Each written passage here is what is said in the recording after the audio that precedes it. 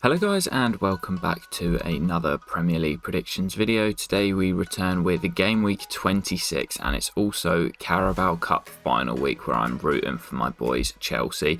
Only 8 fixtures in the Premier League this week due to the Cup final, and we kick off with Aston Villa hosting Nottingham Forest, where I've gone for Villa to win by 2-1 despite them being on a pretty poor run of form at home, which I think has seen them lose their last 3 at Villa Park. Game 2 sees Roberto De Zerbi's Brighton hosting Everton at the Amex, where again I've gone for the home side to pick up a pretty comfortable victory.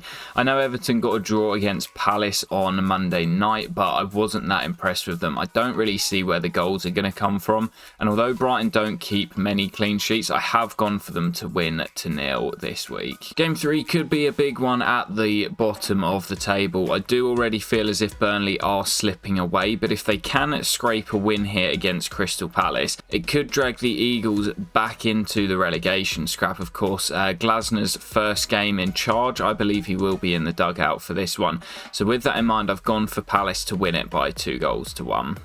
In Game 4, we see Marco Silva's Fulham side travelling to Manchester United, taking on the Red Devils at Old Trafford, and with Fulham being in pretty poor form, especially away from home, and Manchester United in reverse in very good form, I've gone for United to win this one by 3-1, which probably means they're going to lose because the form book quite often gets thrown out the window. Then the 5:30 kickoff on Saturday sees Manchester City travelling to the south coast to take on Bournemouth at the Vitality.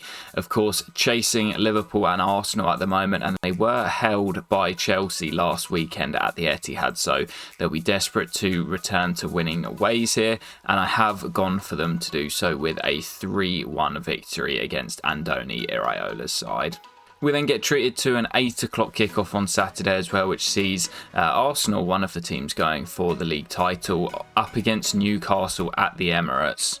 Now, Arsenal have been in brilliant form in the league. I think they've only conceded 1 goal in their last 5 and scored something like 21 or 22 games. Newcastle's away form is pretty poor, and Arsenal did of course lose in midweek at Porto, but I have still gone for them to win here at the Emirates by 2-1. We then have the one game on Sunday in the Premier League with Wolves hosting Sheffield United. Of course, the Carabao Cup final kicks off at 3 o'clock. I believe this game is a 1:30 kickoff, so I will be watching that before the cup final begins, but I've gone for Wolves to win by 3-1. The Blades are pretty much gone, everyone sort of knows it now, and I don't really see them scraping any results between now and the end of the season to give themselves much of a chance. I think they will be the first team to be relegated this year, and I've gone for them to lose on Sunday afternoon once again. And then for me, one of the toughest games to call this fixture, West Ham hosting Brentford on Monday night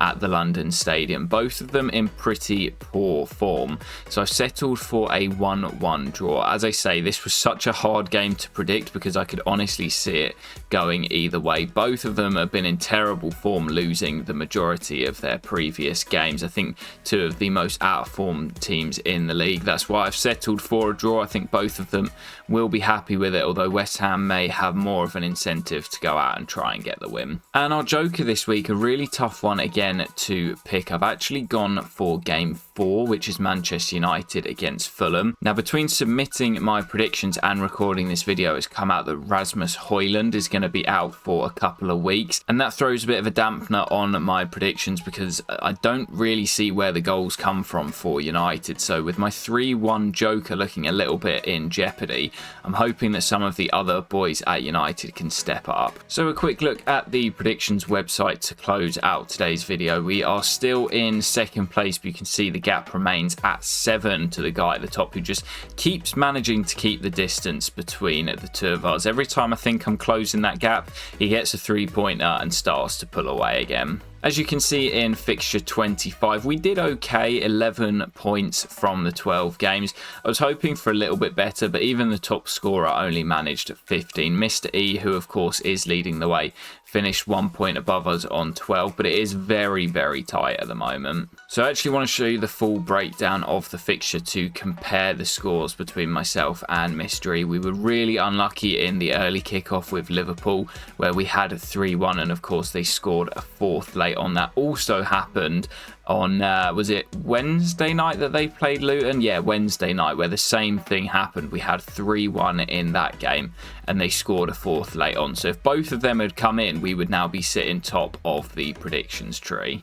We both picked up 1 point for Arsenal to win, and then we both also had 2-1 Aston Villa. So again, I thought I would be moving slightly further towards the top of the league, and he stuck with me all of the way. And then he also, rather frustratingly, had Man United 2, Luton 1, where I had 3-1, and United had so many chances to kill that game off. As I mentioned on Wednesday, again, we had 3-1 Liverpool, and they scored a fourth relatively late on. That would have given us an extra couple of points to close the gap, but it wasn't to be. My scores this week, I've gone a little bit more generic, 2-0s and 2-1s, rather than going with a few scores that are a little bit more out there like I did a couple of weeks ago. But I'm hoping that is going to pay off regardless, and again, I'm just looking to stay in the mix and try and close the gap to top spot. That will do it for today's video though, guys. I will catch you in the next one very soon, and peace.